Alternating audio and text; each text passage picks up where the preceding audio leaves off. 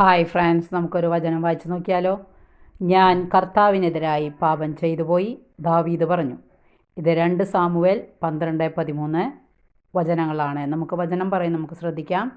അനുതാപത്തിൻ്റെ കാലഘട്ടമാണ് നോമ്പുകാലം. ചെയ്തു പോയ തെറ്റുകളോർത്ത് ദുഃഖിക്കുക, തെറ്റ് സമ്മതിച്ച് ഏറ്റുപറയുക, കർത്താവിൻ്റെ കരുണയ്ക്കും മാപ്പിനും വേണ്ടി മുട്ടിപ്പായി പ്രാർത്ഥിക്കുക. ഇതെല്ലാം അനുതാപത്തിൻ്റെ ഭാഗം തന്നെ. അനുതാപത്തിൻ്റെ ഒരു ഉത്തമ മാതൃകയാണ് ദാവീദ് രാജാവ്. പാപബോധമാണ് അനുതാപത്തിലേക്ക് നയിക്കുന്നത്.